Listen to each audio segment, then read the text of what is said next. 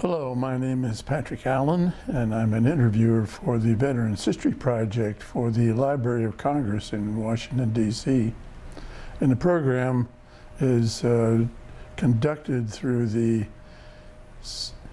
Cincinnati-Hamilton County Public Library under the direction of Brian Powers. And we're here today, November the 27th, 2023, to interview a very interesting Vietnam veteran, Jerry Dean Wetterling, at his home at 4175 Fields Edge Drive in Mason, Ohio. Mr. Wetterling, how do you go? Do you go by JD or Jerry? Or? I go by JD. JD, okay, we'll do that. Thank you for doing this interview Sure. with us. Before we get into your military, let's get into your background and tell us where and when you were born. I was born in November 2nd, 1943 in Burlington, Iowa. That's right on the Mississippi River. My home was across the river in Illinois on a 160-acre farm there that my father farms. I had 3 siblings and grew up doing farm chores, going to a one-room country grade school just down the road from our farmhouse, where I was the only kid in my class all 8 years. So, what was your dad's name? His name was Wendell. Middle initial? E.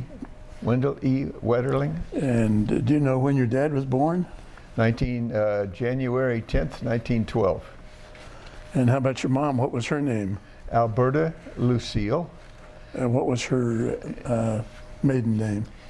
Pearson, P-I-E-R-S-O-N. You remember when she was born? 1918 in September, 20-something. So you had, there were 3 children in the family? Four children. 4, okay. Yeah. 2 boys and 2 girls. I was number 2 of 4 of them. Did your mom work outside the home at all? Not while we were in school. She was a school teacher and was teaching school when my father met her in a little village a few miles from the farm. But when children came along, she quit teaching and didn't teach again until the last of us were out of the house and in college. What did she teach? Well, she taught music. Her major had been music, but she also taught, after we got out of school, for years she taught first grade in another town a little further away from home, where I went to high school. Stronghurst, Illinois was the name of that town. What did your dad raise on the farm? Well, in those days, farmers raised everything. We had hogs, cattle, and we grew 4 crops, 4 row crops: corn, soybeans, well, those are the row crops, and oats or wheat and hay. And you and your brother worked on the farm? We worked on a farm, milked a cow from the morning and night from the age of about 8 until I think 14 is when we got rid of the cows and gave up on the milking business. It was cheaper to go to town and buy milk than go through the... Was that machine milking or hand milking? No, it was by hand. All right. I have the fat knuckles to prove it. So you did that in the morning before you went to school? Yes. Came home and did that? That's right, that's right. And you were the only kid in your grade in all 8 grades? In grade school, yes. Wow. In high school, it was a little better. It was a bit better. We had 31 kids, I believe, in my class in high school, which seemed like a big deal to me. And sports, I was very involved in sports. Some I enjoyed better than others. My brother was 2 years behind me, and we played football. I was the quarterback, and he was better than I, and played a lot as a freshman, and he was the halfback. And those were our glory days for Mom and Dad, who were big football fans. Brother was always in the stands, and Dad, even though football season is during harvest time. I think the local football games were the only thing that would bring my father in from the field early in harvest, was to watch his boys play football. Sure, sure. Mother could be heard. I could hear her on the field above every cheerleader on either side of the stands. So did you play other sports besides football? Yes, I played basketball. What position did you play in basketball? Forward, but that was not really my sport. But at that point, it was better than going home and milking cows. So I toughed it out. How did you get to and from school? Well, I walked country, and when we were in grade school, it was just down the road, not even a quarter of a mile, a gravel road. In high school, there was a school bus that came by, and when I was old enough to drive, I got an old jalopy and drove that to school. What was your old jalopy? It was a 1951 Ford with going on its third paint job, rusted out rocker panels, and most of the time it started. So tell me about the one-room school. You just had one teacher that taught all grades? One teacher that taught all 8 grades. The most students we ever had the time the 8 years I was there were 14 students. And I don't know how many grades, I guess maybe 3 or 4 grades they were spread out over. And how about heating and the water facilities at the one-room school? No indoor plumbing. 2 outhouses that usually got tipped over every Halloween. There was a water pump, pumped by hand, and everybody got a paper cup, those little round cone things that once you get one at the start of the day to put under the pump while somebody pumped to drink, you then folded it and put it in your pocket and you carried it all day. All day. And how about heating the schoolroom? We carried lunch boxes. We could go home. We were close enough that we could go home, and sometimes we did that, but generally we carried a lunch pail. Okay. The heating was a fuel oil stove that was really a cantankerous old thing, and sometimes it didn't work, and we'd all walk down to our house and hold school in our home, which was a big old farmhouse, and we could all kind of congregate in the living room. How did you heat the house? Our house was heated by fuel oil and coal. Okay. I hauled the coal. Where did you store the coal? Was it outside in a coal bin? Yeah, it was 50 feet from the back door, I guess, and it also kept the outhouse out of sight, which was around behind it. Okay. We didn't get indoor plumbing until, we did have electricity, but we didn't get indoor plumbing until I was 14 or 15. So when did you graduate from high school? In 1961. All right. Well, let's talk about your brother and sisters. What was your brother's name? His name was John, and he became a school teacher. All 4 of us went to college, graduated from college. Was a proud accomplishment for my father on 160 acres of farmland, and really an impossibility in this age, but back then that could support a family, and with a friendly country banker could finance an education for 4 children. So John has passed away? He is, that's right, he's been gone now 7 years. He was a coach for a number of years, and then he came home and took over the farm when Dad got older. And after he'd been farming a while, the farm adjacent to ours came up for sale, and he and I bought it together, and then he farmed both of them for a number of years. Good. And did he raise animals or crops? By the time he became a farmer, it was all crop. Farmers were specializing, and so we were just grain farmers from that point. Was John married? Yes, and he has 2 boys. What was his wife's name?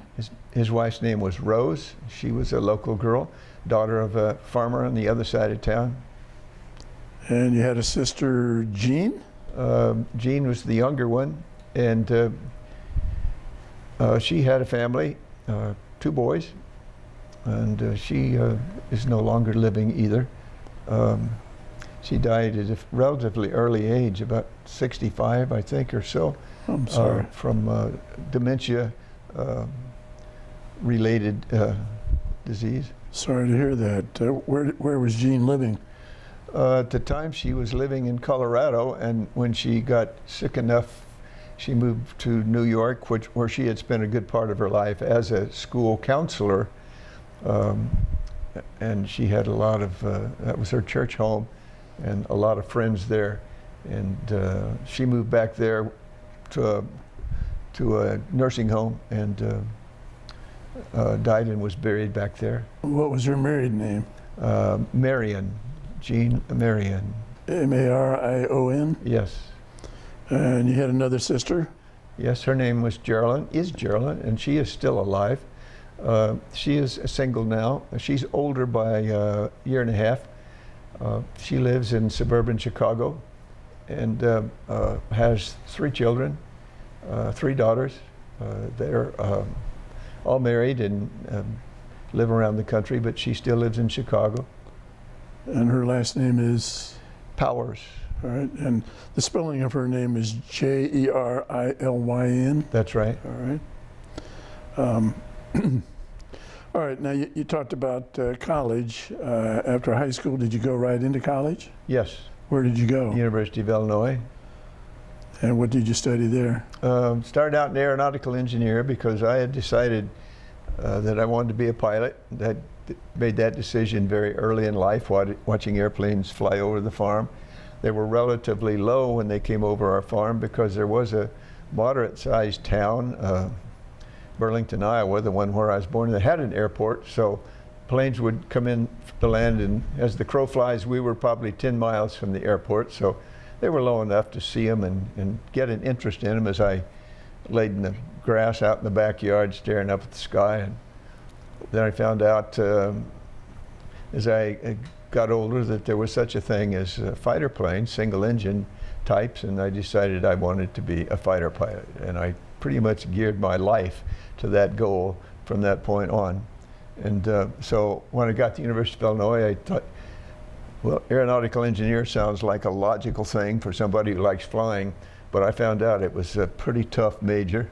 Sure. So I backed out of that and became a business major and enjoyed college life. Got in the ROTC program and got a commission out of the Air Force ROTC and went off to pilot training.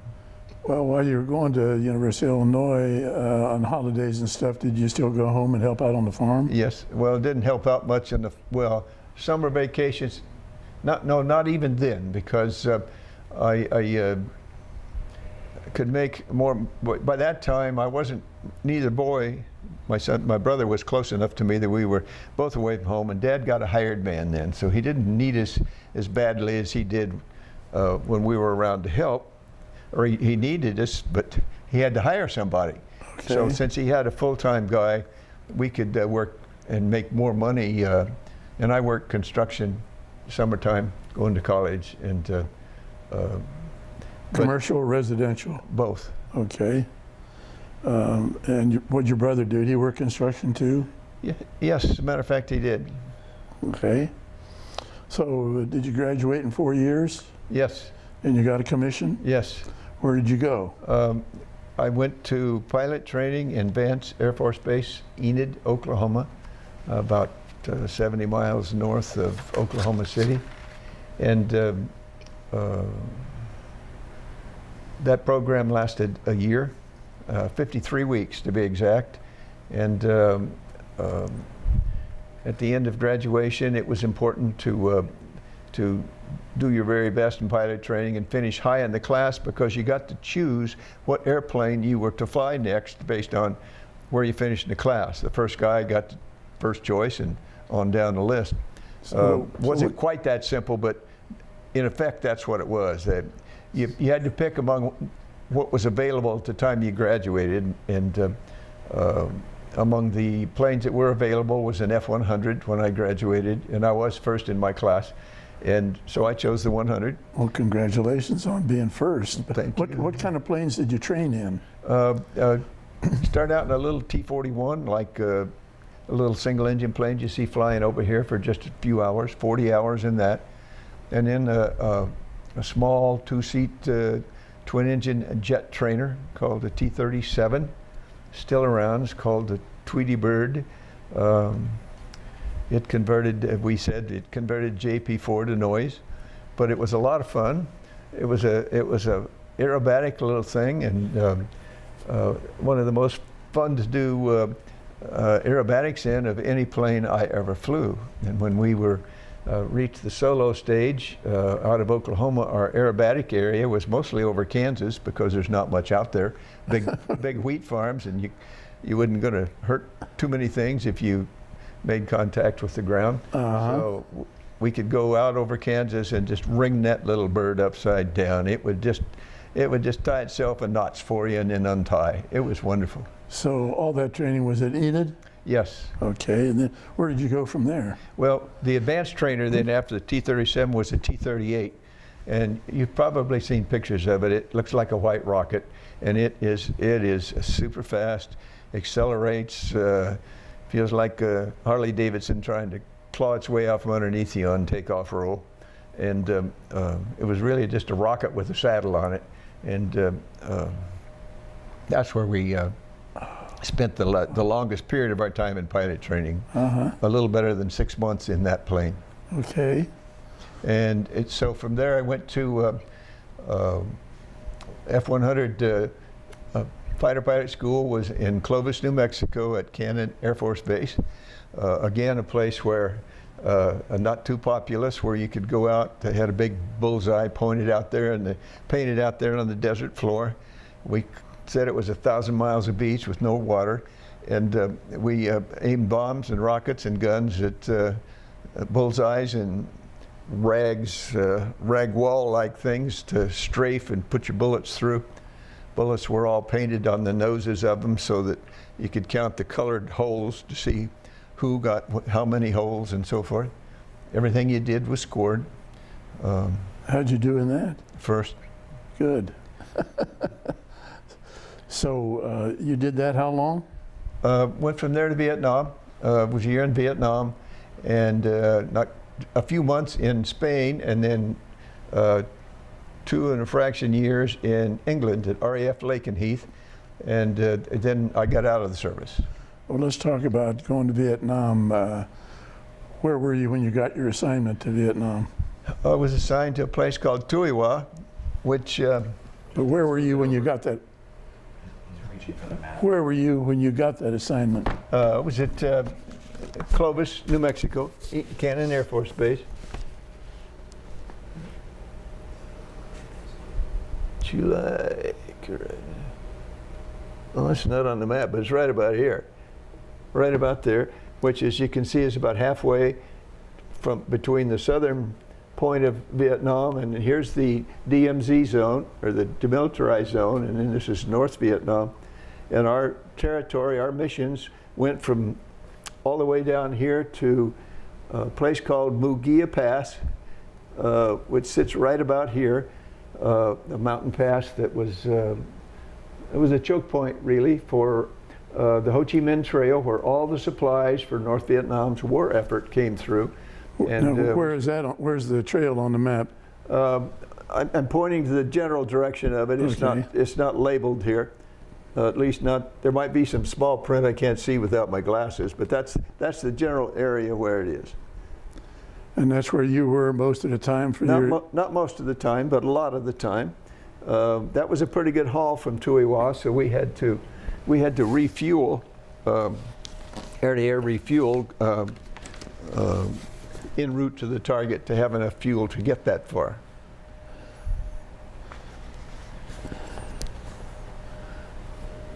I liked the missions to Mugia Pass. That was a hot spot, and you know, young fighter pilots want to be where the action is. And so what do you see? That's an F-100 there. Yeah, level it if you could, please, and tilt it towards me to defeat glare. All right. Okay, a little more towards me. Tip the top. Hang on 1 second. We just got bad glare. Tip it more. Good. Pretty aircraft. Okay. Yep, got it. All right. And there's a trail down here that all these little polka dots you see are bomb craters. We tried all war long to stop the flow of traffic through there, and we were only marginally successful because the North Vietnamese, who sort of like Russia and Ukraine war now, North Vietnam, like Russia, doesn't seem to have a manpower problem, and they just threw manpower into filling those holes with shovels, and we didn't stop a whole lot of traffic just by cratering the road. Brought down every bridge we could from here all the way down along.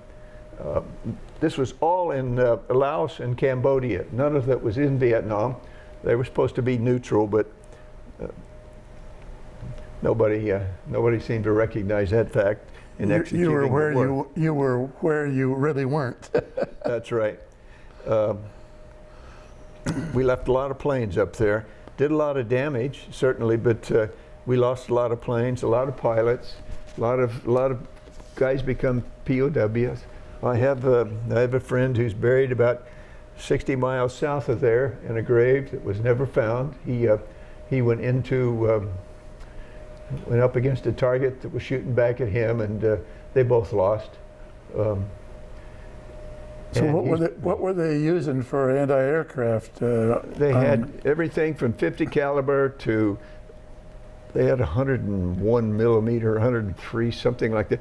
37 and 57 were the two primary anti-aircraft weapons, and they generally were twin-barreled things, sometimes quad-barreled anti-aircraft weapons. Pretty big, pretty lethal weapons. Their bullets coming at you. Every fifth bullet is a tracer. And in the daytime it looks like a piece of smoke and charcoal, and you can see it coming up at you. And it looks pretty thick, and you think you can't fly through it, and then you realize that that's only every fifth bullet, and suddenly you find yourself still breathing, and you wonder why. So. And what's the aircraft shown in this photo? The aircraft, that's an F-100. And that's what you flew? Yes, yes.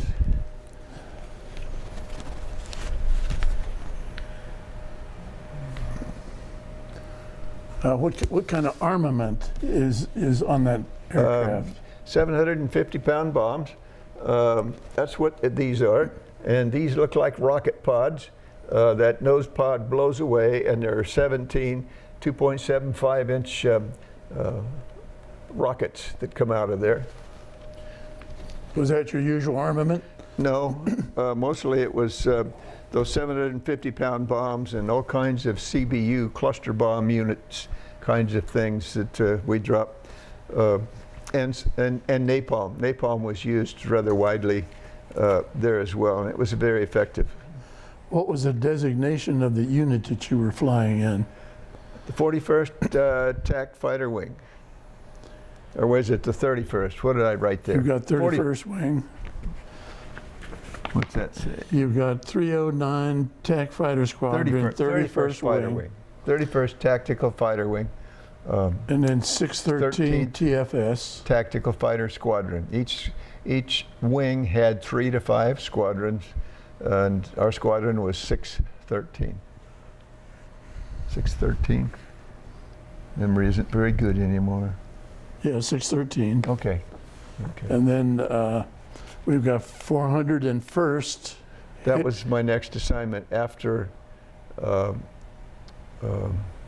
Vietnam. I went to Torrijo in Spain, which is also an F-100 base. Okay. And well, where did you leave the States for Vietnam? we flew out of up by San Francisco. Name escapes me now. It was a big Travis Air Force Base was a jumping off point for most people going to Vietnam. We went over on a troop transport type plane, which was really just an airliner under contract. Didn't have the side seats like military transports. It had regular passenger seats. Did you have any stopovers between Travis and Vietnam? Yes. We spent a week in the Philippines on the way over to go to jungle survival school. We had Clark Air Base, which is covered in volcanic ash today, but back then it was a very active base the war was on. And we spent a week there learning how to survive in the jungle. The little natives of the Philippines, they were called Negritos.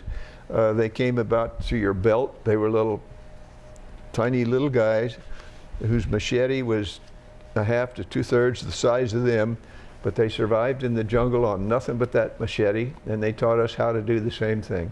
How to roast an iguana over an open fire, how to find water in plants that you could take some of those vines over there and whack one end off of it and the water would run out of it and you could drink it. All of those kinds of things they taught us. They went to one class was called Snake School. In fact, we called the whole thing Snake School. And the instructor said there were 100 kinds of snakes in Vietnam, and 99 of them were deadly lethal, and the 100th one ate you whole. Oh, geez. Oh, Lord. All right, after your week there in the Philippines, where and how were you transferred over to Vietnam? Well, I didn't wait for a troop transport to get me there. I was so anxious to get to the war zone. I hitched a ride on a C-130 hauling tires to F-100 tires to our base in Torrijo, and I jumped on that plane and showed up that way. Now, I've got your service date is February 1966. When was it when you got to Vietnam?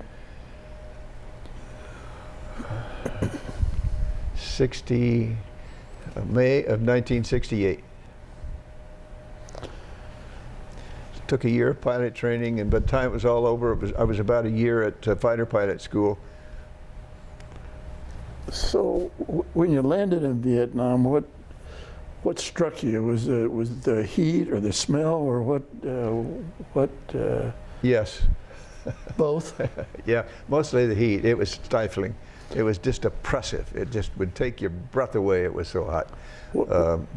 Then after you got over that, the aroma was, and it wasn't always there. If there was an onshore breeze that kept everything blown in, but it was a fertile little valley, Torrijo, where there was a town there of that name, and the valley had a river that ran through it, and all kinds of little rice farms, growing rice there. Lovely people. Those little farmers there, they just wanted to be left alone, and it was a shame what those people had to live through. But they all used animal and human fertilizer on their rice fields, and the aroma got pretty strong sometimes. Mm-hmm. What were your accommodations there at Torrijo? We stayed in, they were called hooches, but hooch is really a grass shack that the natives lived in. The pilots lived in what would look like a very rudimentary RV, bumper pull type RV on skids. They came over, a big cargo ship, and they would unload them, and they'd put them on cinder blocks and line them up in rows. And they held 4 pilots each. I take that back. No, 4 pilots each. Yes. I was my hooch had 4 pilots in it, and we, with a bathroom in the middle. 28 feet long, pretty crowded quarters. Yeah. And we took the 2 bunk beds and put them in one end and turned that into a bedroom, and the other end was kind of our social area. We rarely were all 4 there at the same time, because war is a full-time, 24/7, 7 days a week kind of job, and so we were hardly all ever there, and sometimes you were flying at night and sometimes in the daytime. So by having the bunks in one end and a door to close, you could have at least a dark room to sleep in. And we did have little air conditioner units that were, with all that humidity, were always freezing up, but at least we had them. The enlisted men stayed in the open bay type barracks with I guess they had screens. I'm not even sure they had screens, but they were stifling hot. How long were you at base before you did your first mission? Well, it's pretty quick, maybe a week, maybe a week. You ride, you do a backseat mission. The 100 has, every squadron had a couple of, one or two-seater versions of that F-100. That's a 100D model. There's an F-100F model that has 2 seats. And that's the one we had learned to fly on. And you get a backseat ride to kind of just be a passenger and familiarize yourself with the war zone and the procedures and stuff. And then you're on your own. Do you remember your first mission? No. But I remember several, but not the first one. They tended to be, in the beginning, they tended to be rather uneventful. By design, new guys would get assigned targets that were not expected to be particularly lively. We dropped a lot of bombs in Vietnam, and all we could see from the air was jungle. And we called those missions toothpick missions because we just go out and turn the jungle into toothpicks. And so new guys would get a ration of toothpick missions in the beginning to get comfortable, dive bombing over the jungle. You know, the treetops in the jungle, there's triple canopy over there, and it varies from nothing to 300 feet and everything in between, and that took some getting used to. And more than one guy flew through a tree, including me. I just clipped it with my wing, but and all I did was bring back a few leaves and the thing, but I know I was a blessed man that I came back. Well, how did you happen to do that? Miscalculation? Or, I was, yeah, miscalculation mostly. I was strafing, I saw a group of bad guys run into a hooch. And I was low angle strafing it, and there was we could see in the gun camera film later, it showed there was a snaggle dead tree that didn't have foliage on it, so it was very hard to see, but it stuck up above everything else. And as we watched my gun camera film after the mission, you could see that thing go right back here, and that's what I apparently clipped with my right wing. But there were guys who did not survive those. Target fixation, that was what I had that caused that. I was fixated in that target. And, well, explain that to us. Target you get fixation. so busy trying to put the bomb on the target that you forget to fly the airplane. That's the most important thing to remember in combat. It's very, very exciting. You're hyperventilating, especially if the guns are active and they're shooting at you and you're dodging at bullets and you're trying to put your bombs in the target. You're trying to kill them, they're trying to kill you. You must remember to fly the airplane. And one of the guys that I was on that transport with coming over, he was in my graduating class at fighter pilot school, flew into the side of a mountain because he was so focused on hitting the target and he was lined up such that there was a large mountain on the other side of the target, and coming off, he got lower than he should have in dropping his bomb. He couldn't clear the mountain on the other side. Oh, jeez. And you had to see that? I did not personally see that. Oh. I lost a wingman over there at night. I mentioned a little earlier ago, we were on that Ho Chi Minh Trail, and it was a very dark night, but you couldn't see one another, it was so dark. And we had our navigation lights out so that the enemy couldn't see us. There were just two of us, and we were on opposite sides of a circle talking to one another, and in jargon that the bad guys wouldn't understand if they were tuned into the radio, and we always assumed that they were. And so I knew where he was coming from, and I saw where the tracer fire in the night. It looks like a fire hose, like multicolored Christmas tree lights coming up. Multicolored because each caliber has a different glow. 23s, 37s, 57s, all glow differently depending on the caliber, and we got to know the difference between the two. So during that mission, he got shot down? Yes. And they have never been able to recover wreckage or anything.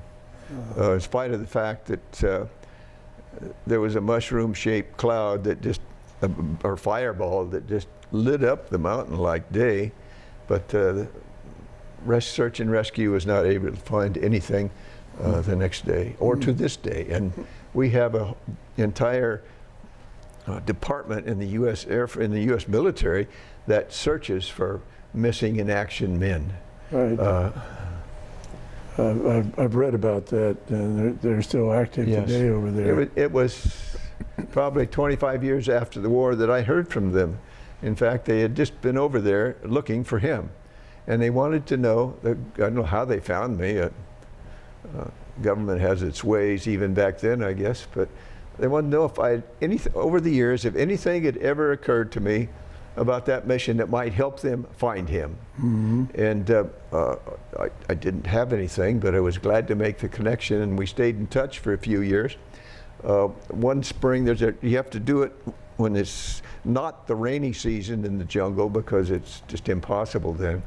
But they were over there during the dry season, and there was a mountain. There was a small river on that mountain, and it was near where we should have been dropping our bombs. It was a convoy of trucks on the road at night. There were 10 of them, and they were Russian 2.5-ton trucks, which was the truck of choice for hauling war munitions down south on the Ho Chi Minh Trail, which is just a dirt road, by the way, so they were really rough off-road vehicle type trucks.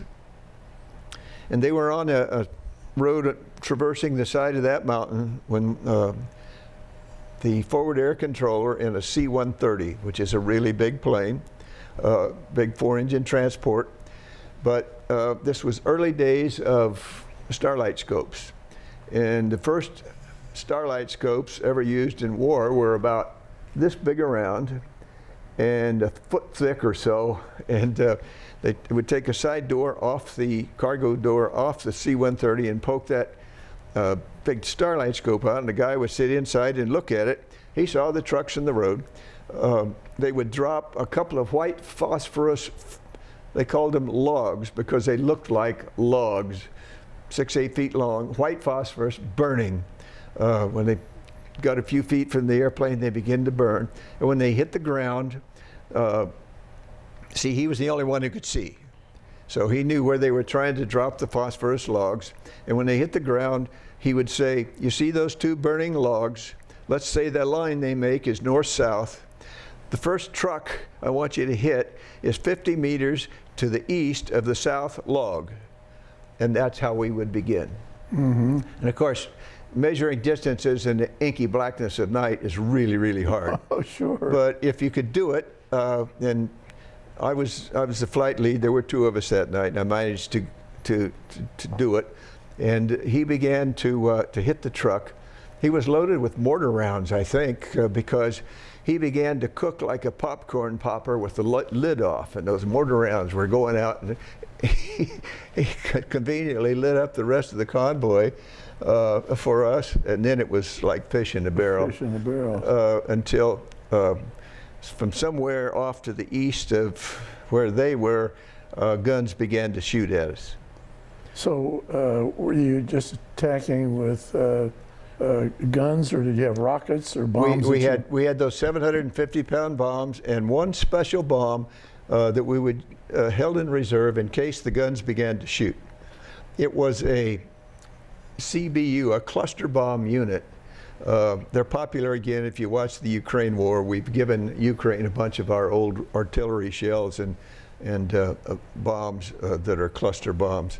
The bomb, halfway down its trajectory, splits open longitudinally like a watermelon, and out come, I don't know, hundreds of hand grenade size bomblets. And they all hit the ground over a large area. It's sort of like shooting a shotgun instead of a rifle.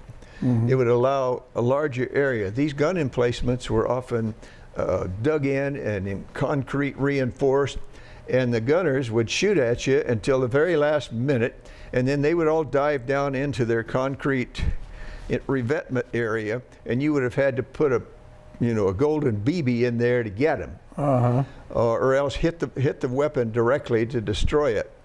Well, hard to do at night, but these cluster bomb units would put out a pattern like a shotgun, and if you could hit that general dug-in reinforced concrete gun site, and these little bomblets would go down in there and everywhere and explode, you could take care of all the mankind. You might not destroy the gun, but there wouldn't be anybody left alive to shoot it. And we had one of those on this mission. So I had gotten shot at on the last pass, and I don't know how they missed. It looked like far more stuff coming in my face than I could possibly avoid. But you can still see the muzzle flash from the cannon on the ground that's shooting at you. So that's what you aim at. So you're aiming at him, he's aiming at you. I don't know what they could see. It was pitch black. We had radar warning devices in our plane that would tell us if there was radar tracking us. It was a clock face, and it would make an audio sound. If there was radar tracking us, it went like that. And a lightning bolt on that clock face would go at 10 o'clock or at 2 o'clock or wherever, and you'd look in that direction, and that's where it was coming from. And hopefully you could see the muzzle flashes, and well, they were right. They were right in my line of sight, so I could see the muzzle flashes and the tracers coming up. And I just laid my aim pipper, it's called, right on top of the muzzle flashes, and dropped one of those bombs, and it went black. And that may or may not mean good. That may be good, because you saw that circle of sparkles on the ground, and the gun didn't shoot anymore. And you're 24 years old, and you got all this stuff coming at you. Weren't you scared to death?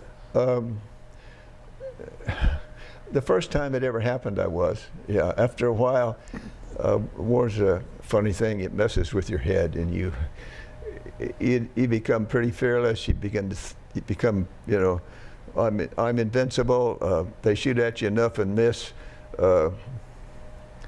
Winston Churchill said that there's nothing quite so exhilarating as being shot at and missed, and I can vouch for that. It's a very exciting thing.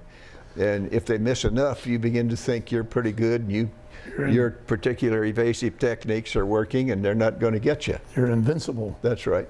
Every young warrior that goes off to war thinks he's invincible. That's why old men send young men off to war. The old men know you get killed out there. Yeah.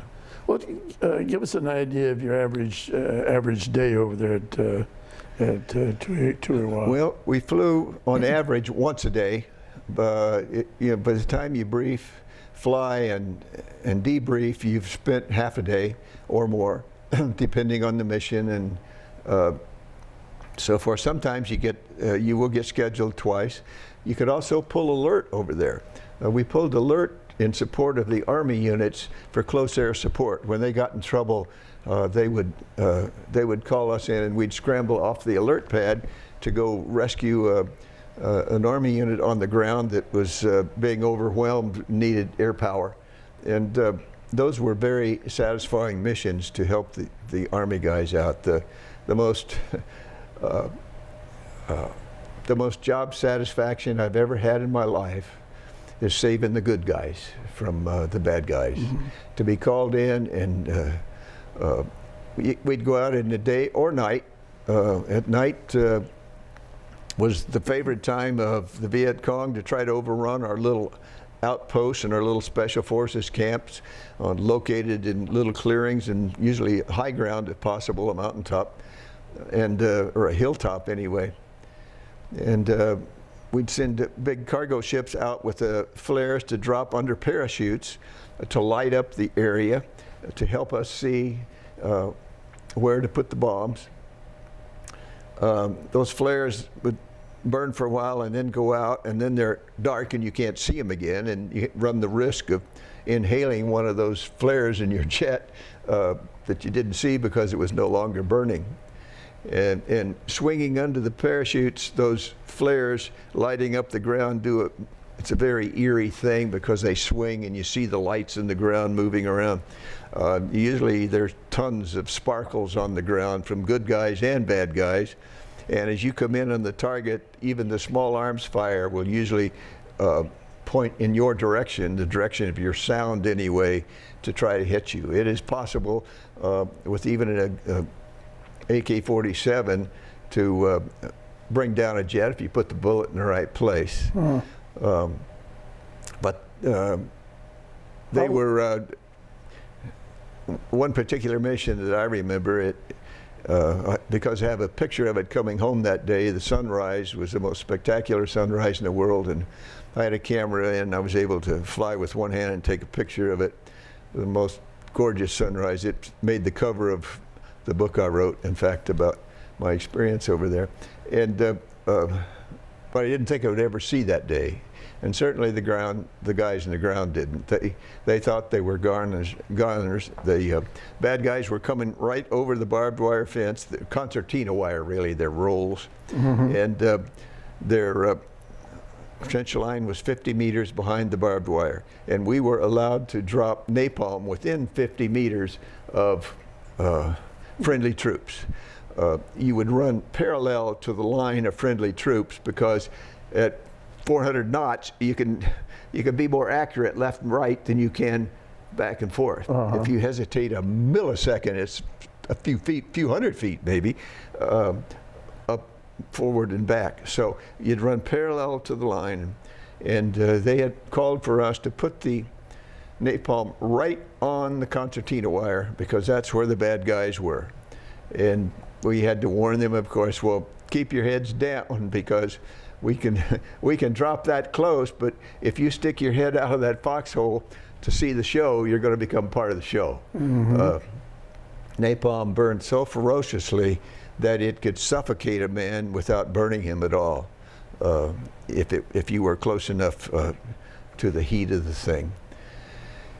And we managed to take care of the threat for them that night, and a couple of hundred American mothers' sons were able to see the next sunrise. So after you napalmed the enemy, were those guys evacuated, or did they stay there? The enemy? No, your guys. The good they guys. stayed there. They stayed there. Yeah. The threat was gone. The back guys, of course, were all turned into crispy critters. Yeah. Jeez. How many times did you have to do those alert rescue? Well, I don't know on average how often we pulled alert, because you rotate. A squadron has about 22, 25 pilots, and as many airplanes, at least once a week, and it would be I think it was a 12-hour shift you would be on, and you could fly twice, sometimes 3 times, while on an alert shift. And of course, we wanted to fly. It's very boring in Vietnam if you're not flying. I was going to ask you what you did if you're 12 hours on and 12 hours off. What'd you do the other 12 hours? Sleep or? Sleep, drank too much. You know. Alcohol was flowed far too freely over there. How about when you were over there? Had they used Agent Orange yet in the jungle? Yes. The Agent Orange was a brush killer. The wrench hands were the call sign of the planes that did the brush killing. It was a C-123, and it had a big spray rig on it, just like the crop duster around here, only huge. Yeah. And they would go over treetop high, and they'd spray this orange mist out over the sky, over the jungle, and in a few days, the leaves would all fall off. But they were big, slow planes, and they were fat targets for the bad guys. So we would fly escort for them. There'd always be 2 F-100s that would go out on these ranch hand missions to protect the big C-123s. And as they flew along the jungle low, spreading their brush killer, we'd fly an oval track around them, so that at any one time one of us was coming right by them. So if any Viet Cong or North Vietnamese was foolhardy enough to take a shot at him and we could see him, we'd drop the hammer on him. And I probably did a dozen of those missions in the 1 year I was there. Well, did that help you in your targets? The defoliation? Well, it took away the cover for the enemy, so they tended not to be there. So Okay. yes. And we did defoliate vast swaths of that. I don't know what that jungle must look like today, but it's so verdant, I would guess it's grown back. I would assume those trees are all dead, but I don't know. Maybe they can come back after a while, but certainly it defoliates them. Well, let me take you back to that hot spot that we showed in the photograph. Tell me a little bit more about that, why it was such a hot spot and you lost so many planes there. Well, there is a mountain range on the western side, western border of North Vietnam and South Vietnam as it goes down the, what do we call that, isthmus of Indochina. It would be, you see green, that's valley, and the brown, it would be roughly right along there. It was dense, it was steep, almost unbelievable terrain to get a vehicle over. That they could even cut roads in that jungle is pretty amazing. They would where they could, they would cut the road and leave as many trees as possible and send some soldier up in the trees, and they'd pull the branches together over the top of the trail so they couldn't even be seen from the air. All of the supplies that they needed down south had to come down that way. We didn't have troops on the ground over there. Biggest strategic mistake of the war, perhaps, that we didn't put troops on the ground there, but it was supposed to be neutral territory. North Vietnam in particular totally disregarded, and we followed the rules, at least as far as soldiers on the ground were. We had small recon patrols over there, but no major ground forces that would stop penetration entirely. We tried to do it all with air power. So it was a busy place. Hardly anything ran. The only thing you saw in the daytime was a truck that, if it had broken down on the road out in the open. Otherwise, they had little truck parks they would pull into when it got daylight and get up under the trees. And when it got dark enough, they would roll again. There were plenty of guys who walked down carrying material on their back too. It wasn't all trucks. There were water buffaloes. A water buffalo loaded with gear was an enemy weapon, and more than one water buffalo donated his life to the cause. Well, was that little valley super defended with anti-aircraft Yes, weapons? It became that way. There were two passes through that mountain range, and this was one of Mugiem. There was another one further north called Ban Kerry, but this was the most popular one, most convenient one, and they absolutely needed it, and we absolutely wanted to close it.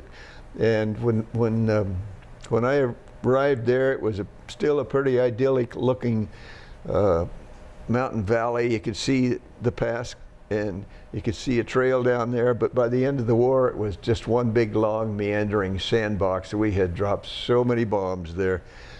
They put their guns there to try to stop us, and it was pretty lethal airspace.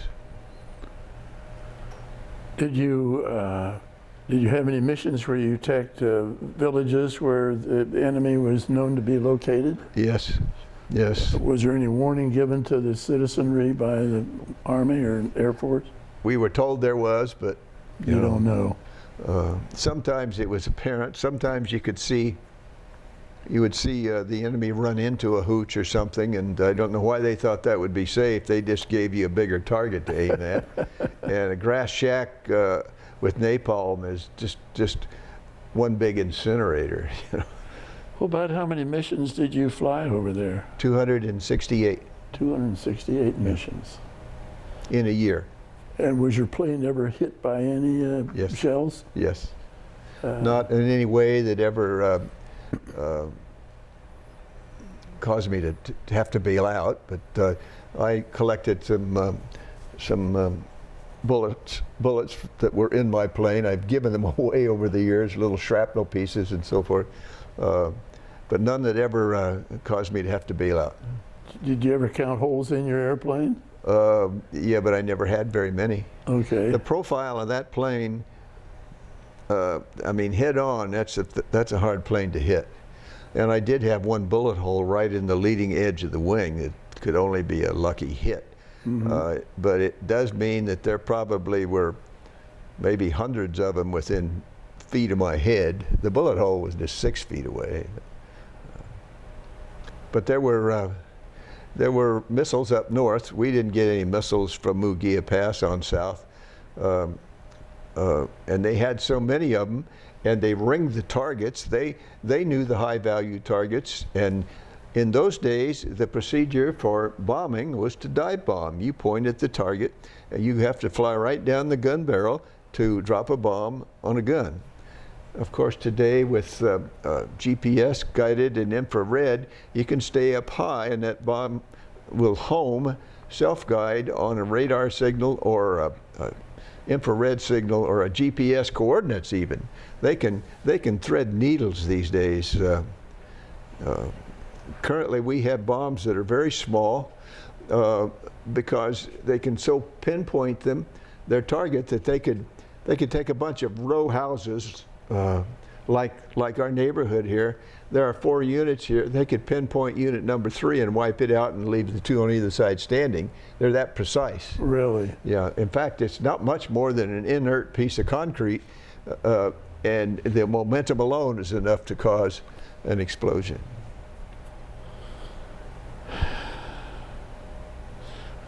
Where were you when you got word that you were going to be coming home? Were you? Well, I knew when my tour would be up. It was a 1-year tour for us. And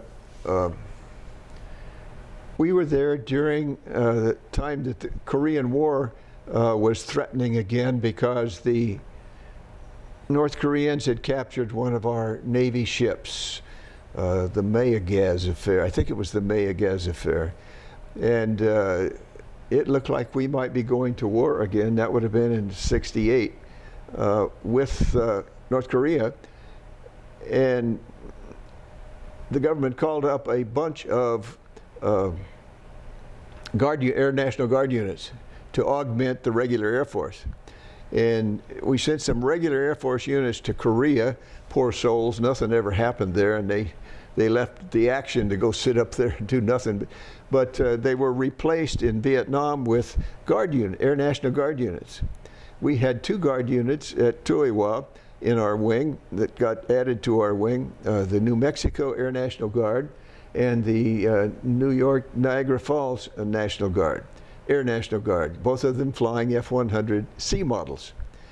And they were, when it came time for me to go home, it was about the time they were due to rotate back too, and they would go home with all their planes. They would fly all those planes halfway around the world back to Albuquerque, New Mexico. And it just happened that they were short a pilot. They had lost some pilots, and they needed one more pilot to fill a cockpit.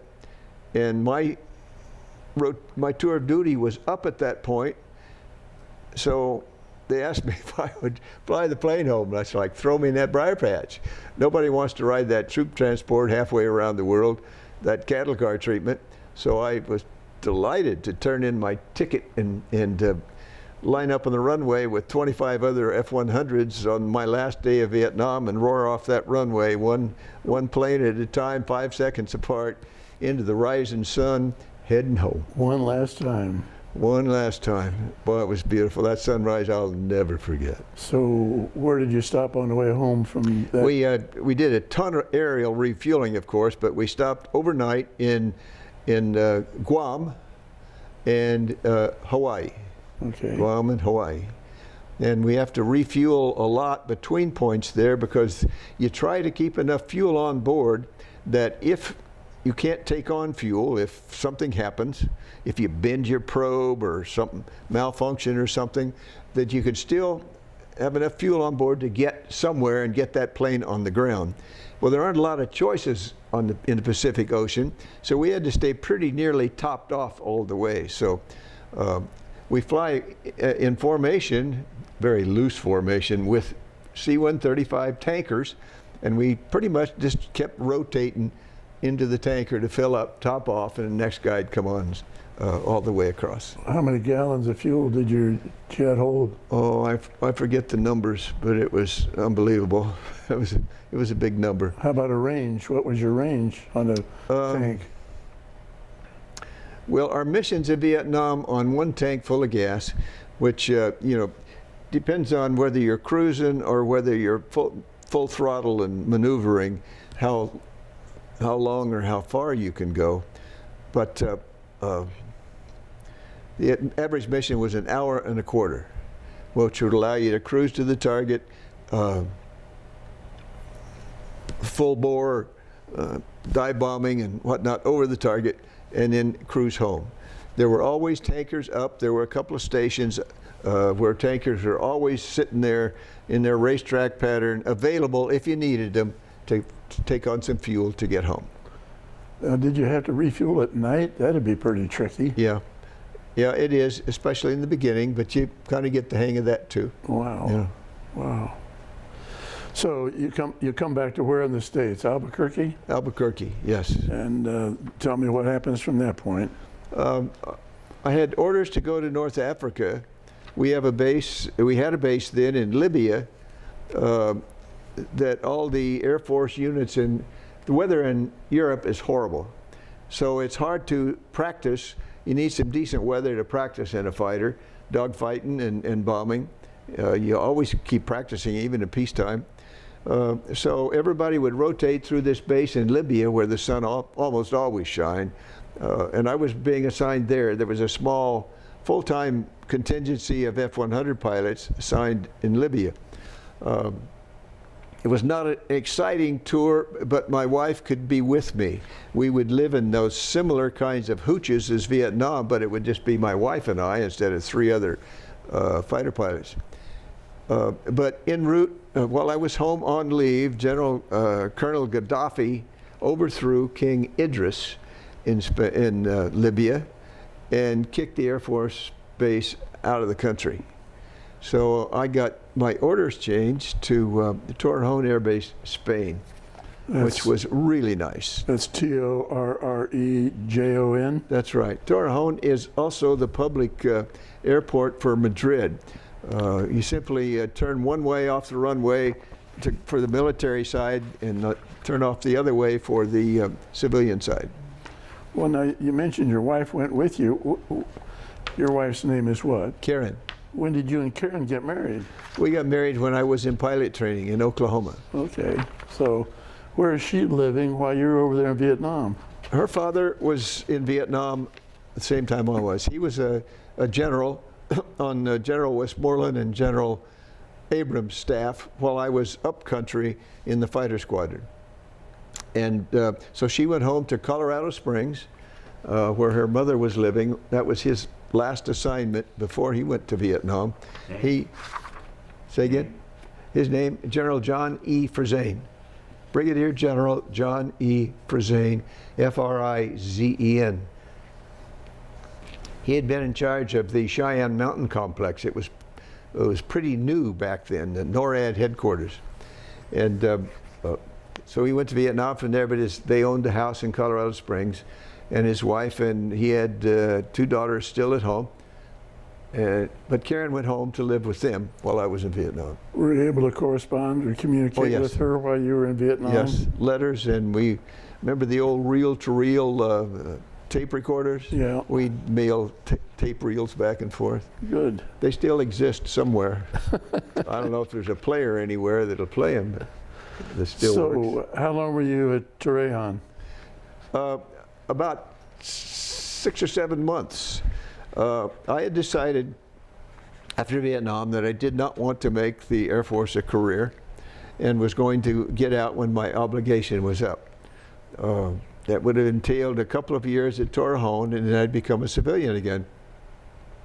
But they were upgrading the F-100s there to F-4Es, which was the hottest thing in the inventory then, the newest, hottest thing we had. And that wing was going to be flying F-4Es, sending everybody back to the States to get trained in it. But if you agreed to do that, the Air Force wanted, I forget how many more years of your life. And I decided I did not want to do that. So I instead got reassigned to a base in England, RAF Lakenheath, that still had F-100s and could complete my Air Force obligation flying out of Lakenheath, England. That's Lakenheath? Yes, out in East Anglia. It's near Cambridge University, near Newmarket, which Newmarket is the Churchill Downs of England. It's where the Center for Horse Racing is. Well, where is that in relation to Manchester, London, Bath? It's I don't know, 75 or 100 miles northeast of London. Okay. We would take the train down to London for the weekends. London was a delightful place in those days. I don't know what it's like today. So was Karen with you there at Lakenheath? Yes, she was. Okay. It's the greatest. First, we have 2 children, and our son was born there. Our first child, a son, was born there. Okay. Where was in a military hospital or Yes. local hospital? or Yes, we had a small base hospital, and he was born there. Mm-hmm. So what did she do during the day while you're on duty? Oh, women. In England. Women, homemakers, and a mother. There were women's activities for officers' wives clubs, especially overseas, I think, are quite active. How were the accommodations there? What were they? We were in a duplex home, a 1-story duplex home that was really quite nice. It wasn't quite American standards, but it was entirely comfortable with all the amenities, and it was really very nice. So kitchen and eat at home, or did you go to? Yeah, oh yeah. Uh-huh. A big commissary where you could shop. So, how did you like Lakenheath compared to Torrijo? As much or better. I liked that I could understand the natives. Yeah. But Torrijo and Madrid's is a dreamy place. There's a lot of history in Madrid. Yeah. Spanish cooking is something. Madrid itself, it's a beautiful world out there, and those are 2 beautiful spots. Yeah. Of course, England's so full of history; it's unbelievable. Yes, indeed. Yeah. Okay. So, when did you decide that they were going to let you out? Was that in February 28th of '72? That's right. And how did you get home from Lakenheath? Flew home on a troop transport type, a civilian contracted airliner Right. that carried families. I think we went from England over to Germany first, and then flew home into New York or New Jersey. We have a base in New Jersey that's a large Air Force base, and that name escapes me right now, but I processed out of the military there in New Jersey. But you were in Germany for a brief time? Just refuel and pick up a few more passengers and then head back to the States. So from New Jersey, where'd you go? Back to Illinois. I had gotten a job while I was still in the Air Force. I had gotten a job with the Chicago Mercantile Exchange, and I went to work there. Oh, was that based on your business background? Well, my business degree, and I had managed while at Lakenheath. I went to school at night. The University of Utah sent professors there to teach an MBA program. Oh, really? And the GI Bill paid for the tuition and books. And one of the best things I did in the Air Force, got my MBA there. So on the strength of that, I got my first civilian job in the big city. Well, before we totally leave your military, what decorations or medals did you get? Distinguished Flying Cross with 1 oak leaf cluster, Air Medal with 13 or 14 oak leaf clusters. Now, what did you do to deserve an oak leaf cluster? The same thing, the same thing that won you the medal gets you the oak leaf cluster. Rather than fill your chest up with medals, you get this little tiny oak leaf that you pin onto the initial ribbon. Sure. Well, why did you get those? For doing something dumb and surviving. something, Okay. something that the military calls heroic. And you got an SO. What was Oak Leaf Cluster SO? I don't. Oh, that's nomenclature. I can't tell you what that is. What's a GAL? I don't know. RVNAF? Oh, I got a.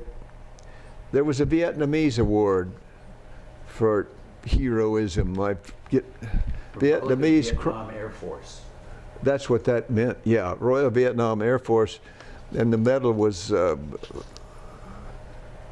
Cross of Gallantry or something, whatever their medals are called. Mm-hmm. Okay, so you go to Chicago and you're working for the Mercantile, Yes, and what were you doing there? I was the assistant administrator in the office of the exchange. I did that for about a year, and then I went down on the trading floor with one of the brokerage companies that were there, and did that for a few years. Then had my own company for a year. So you did that about 3 years, according to your little note here. Yeah, You spent some time at Siesta Key Utilities. that after Chicago, I bailed out of the big city and went to live in Florida, and we lived on Siesta Key, which is a barrier island near Sarasota, Florida, and spent a decade there, or 12 years maybe. Siesta Key was as lovely then as it is now, and it had a whole lot less people, and it really was a tropical paradise. I'll bet, yeah. I still watch, just earlier today, you can watch a live cam of Siesta Key Beach. And on these gray winter days, I put it up there.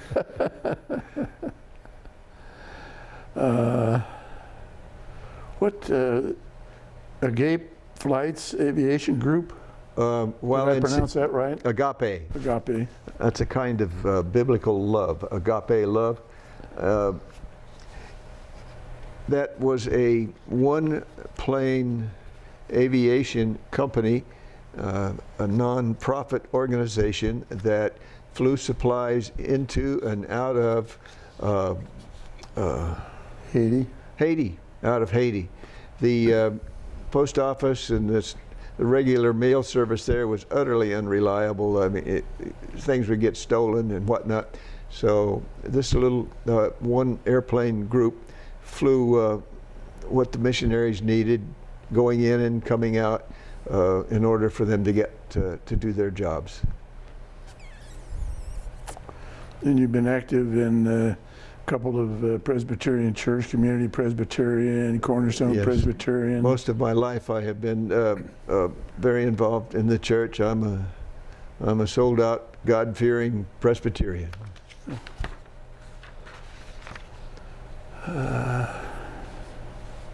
What was the name of your own company?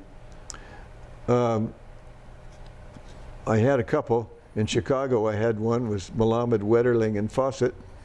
And in Sarasota, I bought an aluminum construction company for a couple of years, Yoder? Yoder Aluminum.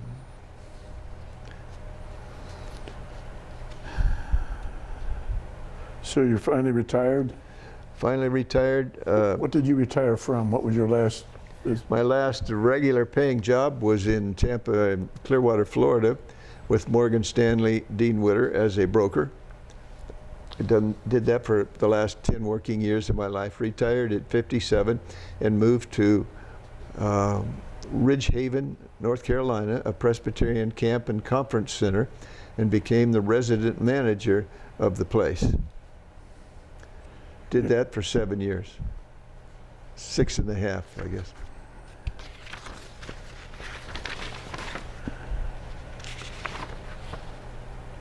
Now we talked about your son. Where were you living when Elizabeth was born?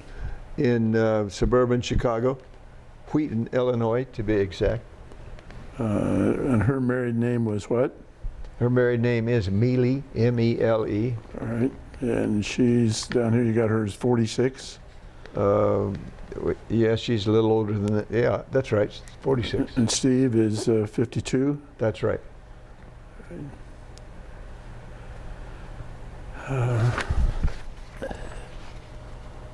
Well, you know, you said when you're young, sometimes you're dumb and feel you're invincible. If you, looking back on this, if you had to do it again, would you do the same thing? In a heartbeat. The most exciting time of my life, without a doubt. Without a doubt. Somewhere, I don't know, somewhere in the last century, long after I'd gotten out of the Air Force, Psychology Today ran a cover story that contended that former fighter pilots are the most unhappy people in the world because life doesn't match that again. And I understand what they were trying to say. And I don't agree, but it was, I've not matched the adrenaline adrenaline rush of getting airborne in your very own jet fighter, of dancing a wild blue with your tail on fire. In a manned rocket, isn't it? That's right, that's right. Was there anything you could think of that we haven't talked about that you might want some relative or friend down the years to know about you and your family and your history? No, he probably knows now more than he wants to know anyway. Tom, have any questions? Well, let me thank you for doing this interview and thank you for your service. Thank you, you're welcome. All right.